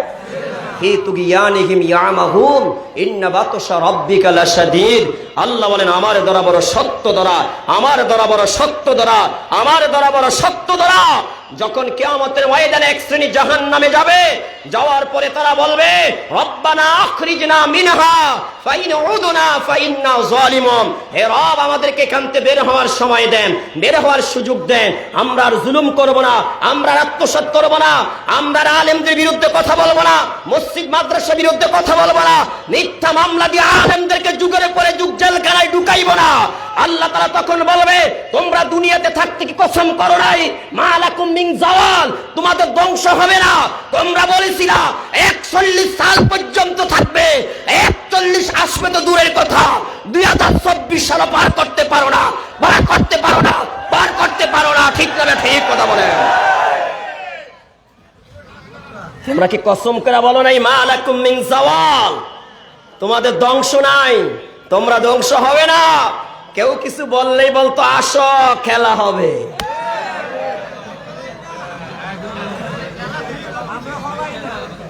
গুন্ডা বাহিনীর নিয়ে আসো খেলা হবে। কিরে ভাই কথা বলেন না কেন? আল্লাহ ওল্লকে বুঝতে কি আমাকে একটা যুবকে ব্যাপার কিনা? কথা বলেন না কেন ভাই? আর আমার বুড়া চাষা ধাক্কা একটা দিলে মক্কা যাইবে, হে বেটা আয়ো খেলা হবে। আল্লাহ অহংকারীকে পছন্দ করে না, আল্লাহ অহংকারীকে ভালোবাসে না। ঠিক না ঠিক? কথা বলেন। ক্ষমতা পেয়ে ফেরাউন অহংকার করেছিল, সম্পদ পেয়ে করুণ অহংকারী করেছিল, ক্ষমতা পেয়ে আবু জেহেল অহংকারী করেছিল, ক্ষমতা পেয়ে নমরুদ অহংকারী করেছিল। ঠিক না ঠিক? কথা বলেন। টিকতে পারছে? বলেন না টিকতে পারছে? আচ্ছা এই দেশে আওয়ামী লীগ থাকলে, বিএনপি থাকলে আমগো কি আসে যায়? কথা বলেন না কেন? তোমরা রাষ্ট্র চালাও, রাষ্ট্র পরিচালনা কেন, কিন্তু রাষ্ট্র ক্ষমতায় গেলে ইসলাম নিয়ে এত মাথা ব্যথা কেন? হুজুরদেরকে নিয়ে এত মাথা ব্যথা কেন? কিরে ভাই কথা বলেন না কেন? মসজিদ মাদ্রাসা নিয়ে মাথা ব্যথা কেন? ওয়াজ মাহফিল নিয়ে তোমাদের মাথা ব্যথা কেন? তোমরা রাষ্ট্রনায়ক হওয়ার পরে প্রথম দায়িত্ব ছিল আল্লাহ বলেছেন আমারু বিল মারুফি ওয়া নাহাউ আনিল মুনকার। 3 নম্বর দায়িত্ব হলো সৎ কাজের আদেশ দেওয়া। তোমরা দাও না, আমরা আলেমরা দেই, তাহলে তোমরা আমাদেরকে সাধুবাদ জানানো দরকার, আমাদেরকে সাহায্য করা দরকার। তোমরা রাষ্ট্রনায়ক হিসাবে, সরকার হিসাবে, এমপি হিসাবে, মন্ত্রী হিসাবে 1 নম্বর দায়িত্ব ছিল তোমাদের মানুষকে সৎ কাজের আদেশ দেওয়া, অসৎ কাজ থেকে নিষেধ করা। তোমরা তোমাদের দায়িত্ব পালন করো না, আমরা উলামায়ে কেরাম আল্লাহ প্রদত্ত দায়িত্ব হিসাবে পালন করি। তাহলে তোমাদের আমাদেরকে সাধুবাদ জানানো দরকার ছিল, আমাদেরকে হেল্প করার দরকার ছিল, আমাদের সাহায্য করার দরকার ছিল। সেটা না করে তোমাদের পাতি নেতা দিয়া, সুদখোর নেতা দিয়া, ঘুষখোর নেতা দিয়া, গাঞ্জাখোর নেতা দিয়া, জিনাখোর নেতা দিয়া আমাদের উলামায়ে কেরামদের কণ্ঠ চেপে ধরো। ঠিক না ঠিক কথা বলেন? এমন নেতা নাই? বলেন না নাই? বিগত দিনগুলাতে যারাই ওয়াজ মাহফিলে উলামায়ে কেরামদের মাইক টেনে নিছে, উলামায়ে কেরামদেরকে অ্যাটাক করছে, বলেন তো এটি শব্দ কি ভালা? হ্যাঁ, আপনি খোঁজ নিয়ে দেখেন, এরা দিনের বেলা নেতাগিরি করে, রাত্রেবেলা মহিলা নিয়ে আকাম করে। এই কথা বলেন না কেন আপনারা? বর্তমান সমাজের দিকে তাকান, যারা রাত্রেবেলা পরকিয়া করে, মদ পান করে, রাত্রেবেলা ইয়াবা খায়, হিরোইন খায়, গাঁজা খায়, অন্যের বউ নিয়া, অন্যের মেয়ে নিয়া, সুন্দরী মেয়েদেরকে চাকুরির কথা বলে তাদের মান ইজ্জত সম্মান নষ্ট করে, আজকে এই হোটেলে, কালকে ওই হোটেলে, আজকে এই কেবিনে, কালকে ওই কেবিনে, এই সমস্ত বাটপার সিটার সন্ত্রাস লুচ্চা যারা, তারাই দিনের বেলা জিনা করে বিচার করতে যায়। ঠিক না ঠিক কথা বলে? রাগ করতেছেন আমরা আমার কথা? মনে বাড়াইয়া কইতেছি নাকি? এমন লোক নাই সমাজে? হ্যাঁ, সমাজের ভালো মানুষ যারা, বুদ্ধিমান যারা, জ্ঞানী যারা, এরান বিচার করতে যায় না, এরান পর্দার আড়ালে থাকে। কিন্তু ভালো মানুষের দাম নাই। এখন বিচার করে কারা জানেন? একটা কিচ্ছা বলি, শুনবেন না আপনারা? কি বলিব, সোনামুখে কথা বলদে গুড়িয়ালায় মাথা। বুঝেননি আপনারা? বুঝেন না এখনো? কথাটা মনে রাখেন, কি বলিব, সোনামুখে কথা বলদে গুড়িয়ালায় মাথা। 2 লোকে ঝগড়া লেগে একে অপরের মাথা ফাটিয়ে ফেলছে। এখন নেতাজির কাছে গেছে সঠিক বিচারের জন্য। তো এক পক্ষ গেছে আর বলে, তোর পক্ষে রায় নিতে হলে তো জানস, কথা কয় না? তখন এই বেটার টাকা নাই, স্ত্রীর কানের জিনিস, নাকের জিনিস, গলার জিনিস বিক্রি করিয়া আনিয়া দিছে 20,000। অপর পক্ষ আইছে, নেতাজি আমার পক্ষে রায়টা দিয়েন, ভুল তো করে লাইছি, মাথাটা ফাটিয়ে লাইছি। জানোস তো রায় দিতে হইলে কি লাগবো, কথা কয় না? খা প্রথম পক্ষের খাইছে কত? এবার এই বেটা কি করব, বলদ বিক্রি করে এনে দিছে 30,000। প্রথম ব্যক্তি সোনা বেচে এনে দিছে কত? পরের ব্যক্তি বলদ বেচে এনে দিছে কত? এবার যখন দরবারে বসছে, বিচার করবে, সালিশে যখন বসছে, উভয় পক্ষের কথা শুইনা, বাদী বিবাদীর কথা শুইনা যখন এখন নেতাজি রায় দিবে, এবার নেতাজি বারবার দাঁড়াইয়া বলে, কি বলিব, সোনামুখে কথা বলদে গুড়িয়ালায় মাথা। কি বলিব, সোনামুখে কথা বলদে গুড়িয়ালায় কি কথা বলেন না কেন ভাইয়ারা আমার? কারণ এই হারামি তো দোনো পক্ষের থেকে ঘুষ খাইছে, কথা বলেন না কেন ভাইয়ারা আমার? এক ব্যক্তি সোনা বেচ্চা দিছে 20,000, আরেক ব্যক্তি দিছে বলদ বেচ্চা 30,000। এই জন্য বারবার কয়, আরে সোনাওয়ালার পক্ষে কি রায় দিব, বলদে তো আমার মাথা ঘুরিয়ে লেগেছে। বর্তমানে সমাজের বিচারকদের অবস্থা এমন কিনা আমারে বলেন ভাইয়ারা আমার? উভয় পক্ষ থেকে ঘুষ খায়, এমন হারাম কোন আছে নাকি না? সমাজের রন্দে রন্দে সুদ ঘুষ আছে নাকি নাই? আচ্ছা, আমি আপনাদেরকে আরেকটা প্রশ্ন করি ভাই। 5 আগস্টের আগে দেশের অবস্থা খুব ভয়াবহ ছিল, ঠিক না? কথা বলেন না কেন আপনারা? 5 আগস্টের পরে মনে হয় খুব ভালো আছেন আপনারা?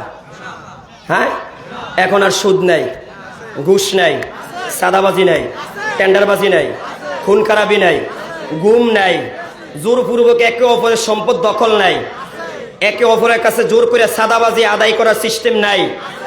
তাহলে লাভ হইল কি?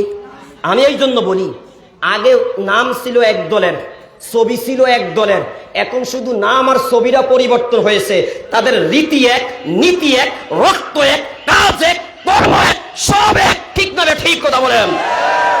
যদি মুক্তি পেতে চান, যদি সত্যিকার অর্থে যদি মুক্তি পেতে চান, অমকের বাবার নীতি, অমকের স্বামীর নীতি দিয়ে দেখেছেন, জেনেছেন, শুনেছেন, এখন একটা নীতি বাকি আছে, সেটা হলো কোরআনের নীতি দেখার বাকি। ঠিক না? ঠিক কথা বলেন। যদি এই সমস্ত জুলুম অত্যাচার থেকে মুক্তি পেতে চান, আল্লাহর কসম করে বলি, কোরআনের রাজনীতি ছাড়া উপায় নাই। কিন্তু কথা কয় না কেন? ডরাইছেন? ভয় পাইছেন? হ্যাঁ, যেই কোনো দল আসে আমাদেরকে আতঙ্কে থাকতেই হবে। কথা বলে না কেন? আতঙ্কে থাকতেই হবে, না খেয়া মরতেই হবে, গুম খুন হতেই হবে, সন্ত্রাসী হামলার শিকার হতেই হবে, মায় দলাদলি করতে হবে। কিন্তু যখন ইসলাম আসবে তখন আর মারামারি হবে না, খুন খারাপি হবে না, জুলুম হবে না, অত্যাচার হবে না, ব্যভিচার হবে না, জুলুম হবে না, খুন খারাপি হবে না, ধর্ষণ হবে না, ইফটিজিং হবে না, দেশের সম্পদ বিদেশ পাচার হবে। বিশ্বাস হয় না আপনাকে? কথা কয় না? বিশ্বাস হয় না? একটা হাদিস শুনে আপনাদেরকে, শুধু একটা হাদিস, বুখারী শরীফ একটা হাদিস শুনে শুনবেন। আপনারা শুনবেন? কথা বলে না, শুনবেন? কথা বুঝতেছেন তো নাকি? আল্লাহ আম্মা জান আয়েশা সিদ্দিকা রাদিয়াল্লাহু তাআলা আনহা বলেন, মাখজুমি গোত্রের একটা সম্ভ্রান্ত মহিলা, সুন্দরী রূপসী মহিলা একবার চুরি করলো। কি করলো? কথা বলেন না? চুরির দায়ে ধরা পড়ে গেল। নবীজির কাছে বিচার আসছে। তো ইসলামের বিধান কি? আস-সারিকু ওয়াস-সারিকাতু ফাকতাউ আইদিয়াহুমা। চোর নারী হোক পুরুষ হোক, চুরি করে ধরা খাইছে, কি কেটে দাও। তবে অভাবের কারণে যারা চুরি করছে তাগো বিধানটা আলাদা, মনে রাখবেন। এখন এই মহিলা তো অনেক দামি নামি মহিলা, সম্ভ্রান্ত বংশের মহিলা, খুবই উঁচু বংশের মহিলা। এখন নবীর সাহাবীরা কানাঘোষা করে, রসুলের কাছে এমন কে যাবে যে সুপারিশ করবে এই মহিলার চুরির বিচারটা হাত না কেটে অন্য কোনো পদ্ধতিতে জরিমানা করে করা যায় কিনা। কেউ সাহস করতে পারে না। সবাই বলে রসুলের প্রিয় নাতি ওসামা ইবনে জায়েদের কাছে যাও, তিনার কাছে বলো, তিনাকে নবীর কাছে পাঠাও।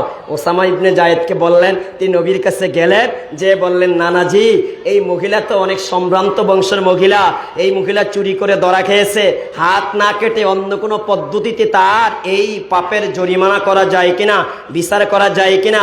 তখন নানাজি নবীজি বললেন, ওসামা তুমি কি আল্লাহ তাআলার নির্ধারিত সীমার ব্যাপারে সুপারিশ করতে আসছ? হে নানাজি, ভালোভাবে মনে রাখো, তোমাদের পূর্ববর্তী উম্মত এই জন্য ধ্বংস হয়ে গেছে। তাদের মধ্যে যখন কোনো গরিব, কোনো দুর্বল, অসহায় মানুষ যদি অন্যায় করত, তখন তার বিচার হইতো। ধনী যারা, টাকাওয়ালা যারা, পয়সাওয়ালা যারা, প্রভাবশালী যারা, নেতা যারা, নেতার ছেলে যারা, নেতার বউ যারা, নেতার মেয়ে যারা, নেতার অধীনস্থ যারা, নেতার ডাইন হাত যারা, নেতার বাম হাত যারা, এরা অন্যায় করলে, এরা চুরি করলে, এরা জিনা করলে, এরা সন্ত্রাসী করলে, এরা গুম করলে, এরা হত্যা করলে বিচার হইতো না। কথা ঠিক না ব্যাঠি? কিরে নাতি, তুই যে এই ব্যাপারে সুপারিশ করতে আইছিস? কয় শোন, লাওয়ান্না ফাতিমাতা বিনত মুহাম্মাদিন সাল্লাল্লাহু আলাইহি ওয়াসাল্লাম লা সারাকাত লাকাতাতু ইয়াদাহা, যদি আমার কলিজার টুকরা ফাতেমা চুরি করত, আমি মুহাম্মদ নিজে তার হাত কেটে দিতাম। চিল্লিয়ে বলি আল্লাহু আকবার। নবী বলে, আমার মেয়ে ফাতেমা যদি চুরি করতো আমি কি কেটে দিতাম? এরা কথা বলে না কেন? আমার দেশের বিচারের ব্যবস্থা আজকে এমন না? নেতার ছেলে অন্যায় করলে বিচার হয় না। এরে ভাই, কথা বলেন না কেন? দলীয় লোকে থানায় মামলা নিয়ে গেলে মামলা, কথা বুঝেন না মনে হয় আপনারা? এই সমস্ত জুলুম থেকে, যে বৈষম্য, বৈষম্য এই শব্দটা আমরা সবাই চিনি। আমার মনে হয় এত পরিচিত অল্প সময়ে কোনো শব্দ এত পরিচিতি লাভ করে না। কি ভাই, কথা বলেন না কেন? অল্প সময়ে বাংলাদেশে কোনো শব্দ এত পরিচিতি লাভ করে না, বৈষম্য শব্দটা যত পরিচিতি লাভ করেছে। বৈষম্য বিরোধী ছাত্র আন্দোলন, আমাদের মধ্যে বৈষম্য আছে নাকি নাই? কথা বলেন না কেন? বৈষম্য কি পুরা দূর হইছে? এখন নাই? বলেন না, আছে না নাই? আছে। এই বৈষম্য দূর করতে হলে, সকলের সমান অধিকার প্রতিষ্ঠিত করতে হলে, বঞ্চিত মানুষদের অধিকার ফিরিয়ে আনতে হলে, তাহলে আমাদেরকে কোরআনের রাজনীতি করতে হবে, কোরআনকে সংবিধান মানতে হবে, কোরআন দিয়ে রাষ্ট্র পরিচালনা করতে হবে। একটা ওয়ার্ড বলেন, একটা ইউনিয়ন বলেন, থানা বলেন, জেলা বলেন, রাষ্ট্র বলেন, সব পরিচালনা হবে কোরআন দিয়ে। ঠিক না বে? ঠিক কথা বলেন। এখনই সময় যেই কোন একটা ইসলামী দলের অন্তর্ভুক্ত হয়ে যান। দাদারে কত ভোট দিলাম, দাদারে নানারে এমকরে হমকরে কতই তো ভোট দিলাম ভাইয়ারা আমার, শেষমেশ আমার আপনার মরণ। কথা বলেন না কেন? এরা তো বাসে, এগো অভাব নেই। তো ভাইয়ারা আমার, যদি আমরা ঋণ নিয়ে মৃত্যুবরণ করি, মরার পরে জান্নাতে যেতে পারবো? বলেন না, বলেন না, পারবো? পারবো না। একটা কঠিন হাদিস শোনাচ্ছি আপনাদেরকে, বলবো। নবীর যুগে কেউ যদি ঋণ নিয়ে মৃত্যুবরণ করত, নবী তার জানাজা পড়তো না। নাউজিল্লাহ বলবেন না? ভাইয়ারা আমার, বন্ধুরা আমার, বুখারী শরীফের হাদিসে আসছে, সালামা ইবনে আকওয়া রাদিয়াল্লাহু তাআলা আনহু বলেন, কুন্না জুলুসান ইনদান নবী সাল্লাল্লাহু আলাইহি ওয়াসাল্লাম ইদ উতিয়া বিজানাজা। হযরতে সালামা ইবনে আকওয়া রাদিয়াল্লাহু তাআলা আনহু বলেন, আমরা আল্লাহর নবীর নিকটে বসা ছিলাম, এমনই সময় একটা জানাজা উপস্থিত হলো। আমরা বললাম, ইয়া রাসূলুল্লাহ, ইয়া হাবিবাল্লাহ, আপনি জানাজার নামাজটা আদায় করে দেন। আল্লাহর হাবিব পাল্টা প্রশ্ন করলেন, হাল আলাইকে দাইনুন, নামাজ পড়ব পরে, আগে বলো তার উপরে কোনো ঋণ আছে কিনা, ঋণ আছে কিনা। বুঝতেছেন কথা আমার ভাইয়ারা আমার? সাহাবীরা জবাব দিলেন না, ইয়া রাসূলুল্লাহ, ইয়া হাবিবাল্লাহ, তার উপর কোনো ঋণ নাই, ঋণ নাই। নবীজি তার জানাজার নামাজ আদায় করে দিলেন। সাহাবীরা বলেন, তারপরে আরেকটি জানাজা উপস্থিত হলো। সাহাবায়ে কেরাম বললেন, ইয়া রাসূলুল্লাহ, ইয়া হাবিবাল্লাহ, ওগো আল্লাহর নবী, আপনি জানাজার নামাজ আদায় করে দেন। নবীজি আবার প্রশ্ন করলেন, হাল আলাইকা দাইনুন, এই ব্যক্তির উপর কোনো ঋণ আছে কিনা, ঋণ রেখে মৃত্যুবরণ করছে কিনা। সাহাবীরা বললেন, হ্যাঁ নবীজি, তার উপর ঋণ আছে। নবীজি বললেন, কত? সাহাবীরা বললেন, 3 দিনার। আল্লাহর হাবিব আবার প্রশ্ন করলেন, ফাহাল তারাকা শাইয়া, সে ঋণ পরিশোধ করার মতন কোনো কিছু রেখে গেছে কিনা। সাহাবীরা জবাব দিলেন, হ্যাঁ নবীজি ঋণ পরিশোধ করার মতন টাকা রেখে গিয়েছে, দিনার দিরহাম রেখে গিয়েছে। আল্লাহর হাবিব তখন তার জানাজার নামাজ পড়লেন। নবীর সাহাবীরা বলেন, তারপরে আরেকটা জানাজা উপস্থিত হলো। কয়টা হলো? বলেন না, কয়টা? এবার সাহাবীরা বললেন, ইয়া রাসূলুল্লাহ, ইয়া হাবিবাল্লাহ, সাল্লি আলাইহা, আপনি তার জানাজার নামাজটা পড়ে দেন। সাহাবীরা নবী প্রশ্ন করলেন, হাল আলাইকা দাইনুন, তার উপর কোনো ঋণ আছে কিনা। সাহাবীরা জবাব দিলেন, নবীজি, হ্যাঁ হ্যাঁ, তার উপর ঋণ আছে। নবী প্রশ্ন করলেন, কত দিনার? তারা বলল, 3 দিনার। আল্লাহর হাবিব আবার প্রশ্ন করলেন, এই ঋণ পরিশোধ করার মতো অর্থ রেখে গেছে কিনা, টাকা পয়সা রেখে গেছে কিনা, দিনার দিরহাম রেখে গেছে কিনা। সাহাবীরা জবাব দিলেন, ক্বালু লা, ওগো আল্লাহর নবী, না না, ঋণ পরিশোধ করার মতন টাকা রেখে যায় না, দিনার দিরহাম রেখে যায় না। আল্লাহর হাবিব তখন বললেন, হে আমার সাহাবীরা, সাল্লু আলাইহি, সাল্লু আলা সাহিবিকুম, তোমরা তোমাদের সাথীর জানাজার নামাজ পড়ো, আমি মুহাম্মদ তার জানাজার নামাজ পড়ব না। কেন? তার উপর ঋণ আছে, আমি মুহাম্মদ তার জানাজা পড়লে লাভ হবে না। যেই পর্যন্ত ঋণ মুক্ত না হবে, সেই পর্যন্ত তার জান্নাত নসিব হবে না। কথা ঠিক না বেটি?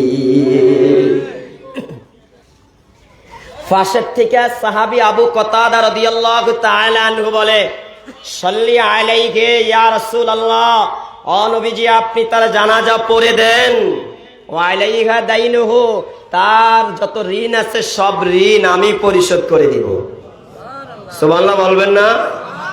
যখন কাতাদা রাদিয়াল্লাহু তাআলা ঋণ পরিশোধ করার জিম্মাদারি নিলেন, তখন নবীজি তার জানাজার নামাজ পড়লেন।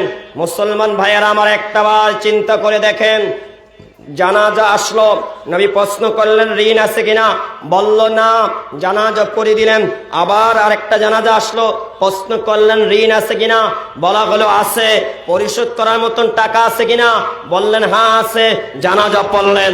তৃতীয় নম্বরে আরেকটা লাশ আসলো, সাহাবীরা বললেন, জানাজা পড়ে দেন। নবী প্রশ্ন করলেন, ঋণ আছে কিনা, বলা হলো ঋণ আছে। আল্লাহর হাবিব বললেন, পরিশোধ করার মতন ব্যবস্থা আছে কিনা, বললেন যে না। নবীজি বললেন, তাহলে তার জানাজা আমি পড়ব না, তোমরা তোমাদের সাথীর জানাজা পড়াও। তাহলে হাদিস দ্বারা কি প্রমাণিত হলো ভাইয়েরা আমার? কোন ব্যক্তি যদি ঋণ নিয়ে মৃত্যুবরণ করে, যদি রাসূল তার জানাজা না পড়ে থাকেন, তাহলে আমাদের মধ্যে যারা দেশের সম্পদ বিদেশ পাচার করে, জুলুম করার বেলা 1 নাম্বার, পরের সম্পদ মেরে খাওয়ার বেলা 1 নাম্বার, পরের অর্থ করি টাকা পয়সা জায়গা জমি মেরে খাওয়ার বেলায় যারা 1 নাম্বার, তাহলে বলেন এদের জানাজার নামাজ বাংলাদেশে হওয়া দরকার না কুকুর সিগালার মতন তাদেরকে মাটিতে ফেলে রাখা দরকার? কোনটা দরকার বলে? অথচ দুঃখের বিষয় আমার দেশে নাস্তিকেরও জানাজা হয়। কিরে ভাই কথা বলেন না কেন? আমার দেশে নাস্তিকেরও কি হয় বলেন না ভাইয়েরা আমার? জানাজা হয়। যেই লোকটা সারাটা জীবন ইসলাম বিদ্বেষী ছিল, ইসলামের বিরুদ্ধে কথা বলছে, হেজাবের বিরুদ্ধে কথা বলছে, আমাদের মা বোনদের হেজাব নিয়ে টানাটানি করেছে, আমাদের কোমলমতি মেয়েদের হেজাব নিয়ে টানাটানি করেছে, আমাদের মা বোনদেরকে অর্ধ উলঙ্গ করে কলেজ ভার্সিটি রাস্তাঘাটে হাঁটার মতন বক্তব্য দেয়, এই সমস্ত নাস্তিক মুরতাদের জানাজা আমার দেশে হয়। ঠিক না বেঠিক কথা বলেন? নবী জানাজা দিলেই জান্নাত পাওয়া যাবে? কি রে ভাই কথা বলেন না কেন? নবী জানাজা দিলেই কি জান্নাত পাওয়া যাবে? ওলামায়ে কেরাম জানাজা পড়লে কি জান্নাত পাওয়া যাবে? যদি নবী জানাজা পড়লেই জান্নাত পাওয়া যাইতো, তাহলে আব্দুল্লাহ ইবনে উবাই ইবনে সলুলও জান্নাত পাইতো। ঠিক না ঠিক কথা বলেন? আব্দুল্লাহ ইবনে উবাই ইবনে সলুল মুনাফিকদের সবচেয়ে বড় নেতা ছিল। এই আব্দুল্লাহ ইবনে উবাই ইবনে সলুল মারা যাওয়ার পরে রাসূল তাকে কি দিলেন? জামা মুবারক দিলেন, রাসূল তাকে জানাজা দিলেন, রাসূল তাকে কবরে নামাইলেন, রাসূল তার কবরে মাটি দিলেন। কিন্তু আমি আপনাদের কাছে জানতে চাই, আব্দুল্লাহ ইবনে উবাই ইবনে সলুল কি জান্নাতি না জাহান্নামী? একটা আওয়াজ দিয়ে বলেন না, জান্নাতি না জাহান্নামী? জাহান্নামী। তো ভাইয়ারা আমার, ঋণ কত কঠিন বড় একটা পাপ, যে রাসূল ঋণ নিয়ে মৃত্যুবরণ করার কারণে তার কি পড়ে না বলেন না? জানাজাও পড়ে না। তাহলে বলেন আজকের থেকে আমাদের সতর্ক হওয়ার দরকার আছে নাকি নাই? একটু মুসলমানের আওয়াজ দিয়ে সবাই কথা বলেন না ভাইয়ারা আমার, দরকার আছে নাকি নাই? হ্যাঁ আমার ভাইয়ারা বন্ধুরা আমার, যেই ব্যক্তি ঋণ নিয়ে মৃত্যুবরণ করে, আল্লাহর হাবিব বলেন তার রূহটা ঝুলন্ত অবস্থায় থাকে। জান্নাতি হলে তার রূহটা ইল্লিনে যেতে পারে না, জাহান্নামী হলে তার রূহটা সিজ্জিনে যেতে পারে না। ক্বালা রাসূলুল্লাহ সাল্লাল্লাহু আলাইহি ওয়াসাল্লাম, নাফসুল মুমিনি মুআল্লাকাতুম বিদাইনিহি হাত্তা ইউকদা আনহু। আমার আপনার নবী বলেন, মোমেন ব্যক্তি আত্মাটা ঝুলন্ত অবস্থায় থাকে, আসমান জমিনের মধ্যখানে ঝুলন্ত অবস্থায় থাকে। আল্লাহর হাবিব বলেন, যেই পর্যন্ত তার পক্ষ থেকে তার ওয়ারিসরা তার ঋণ পরিশোধ করে না দিবে, সেই পর্যন্ত তার রূহ, তার আত্মা, তার নফসটা ঝুলন্ত অবস্থায় থাকে। বলি না আউযুবিল্লাহ। তিরমিজির বর্ণনা আছে, আমার আপনার নবী বলেন, মাম্মাতা ওয়া হুয়া বারিউম মিনাল কিবরি ওয়াল গুলুলি ওয়াদ দাইনি দাখালাল জান্নাহ। আমার আপনার নবী বলেন, যার মৃত্যু এমন অবস্থায় হবে যে সে অহংকারী করে না, অহংকারে থেকে মুক্ত অবস্থায় যার মৃত্যু হবে, রাসূল বলেন মরবে আল্লাহর জান্নাতে চলে যাবে। 2 নম্বরে রাসূল বলেন ওয়াল গুলুল, আত্মসাৎ করা মুক্ত অবস্থায় যার মৃত্যু হবে, যে আত্মসাৎ করে মৃত্যুবরণ করে না, পরের সম্পদ আত্মসাৎ করে মৃত্যুবরণ করে না, পরের জায়গা জমিন আত্মসাৎ করে মৃত্যুবরণ করে না, রাষ্ট্রীয় সম্পদ আত্মসাৎ করে মৃত্যুবরণ করে না। আল্লাহর হাবিব বলেন, এই অবস্থায় যে মৃত্যুবরণ করবে, দাখালাল জান্নাহ, মরবে আল্লাহর জান্নাতে চলে যাবে। রাসূল 3 নম্বরে বলেন ওয়াদ্দাইনে, যে ব্যক্তি ঋণ মুক্ত অবস্থায় মৃত্যুবরণ করবে, যার মরণটা এমন অবস্থায় আসবে সে ঋণ করে না, ঋণ মুক্ত অবস্থায় মৃত্যুবরণ করেছে, আল্লাহর হাবিব বলেন মরতে দেরি, জান্নাতে যেতে দেরি হবে না। তাহলে 1 নম্বরে অহংকার মুক্ত অবস্থায় মরা লাগবে, 2 নম্বরে আত্মসাৎ মুক্ত অবস্থায় মৃত্যুবরণ করা লাগবে, 3 নম্বরে ঋণ মুক্ত অবস্থায় মৃত্যুবরণ করা লাগবে। রাসূল বলেন যদি এই অবস্থায় মরতে পারো, মরবা আল্লাহ জান্নাত দিয়ে দিবে। বলি সুবহানাল্লাহ। অহংকার আমাদের মধ্যে আসেনি? বলেন না আসেনি? অহংকার এটা অন্তরের বেদি। কিসের বেদি বলেন ভাইয়ারা? আবার অন্তরের বেদি। অন্তরের বেদি হলো অহংকার। অহংকার এতই মারাত্মক একটা বেদি, আল্লাহর হাবিব বলেন যার অন্তরে সরিষার দানা পরিমাণ অহংকারে থাকবে, যার অন্তরে জাররা পরিমাণ অহংকারে থাকবে, সে জান্নাতে যাবে না। আবার যার অন্তরে এক জাররা পরিমাণ সরিষার দানা পরিমাণ ঈমান থাকবে, ওই লোকটাও একদিন আল্লাহর জান্নাতে যাবে। চিল্লায়া বলি সুবহানাল্লাহ। অহংকার করব? বলেন না অহংকার করব? অহংকার দুই জিনিসের নাম। বলেন কয় জিনিসের নাম? দুই জিনিসের নাম। এক নম্বরে বাতারুল হাক্কি ওয়া গমতুন নাস, সত্যকে জেনে শুনে বুঝে প্রত্যাখ্যান করা। দুই নম্বরে নিজেকে বড় মনে করা, অন্যকে ছোট মনে করা। আমিই সব বুঝি, আমিই সব জানি, আমিই সব পারি, আমি সবার চেয়ে বড়, আমার আমল বেশি, আমার জ্ঞান বেশি, আমার বুদ্ধি বেশি। এরম বলনেওয়ালা লোক আছে নাকি নাই? এরা কি অহংকারী? বলেন এরা কি ভাইয়ের আমার? সবাই বলেন না ভাইয়ের আমার, এরা কি? আল্লাহর হাবিব বলেন মান কানা ফি কলবিহি মিসকালু হাববাতিন মিন কিবরিন দাখালান নার। নবী বলেন যার অন্তরে এক জাররা পরিমাণ অহংকার থাকবে, এই লোকটা জাহান্নামে যাবে। নবীজি তারপরে বলেন যার অন্তরে এক জাররা পরিমাণ ঈমান থাকবে, এই লোকটা আল্লাহর জান্নাতে যাবে।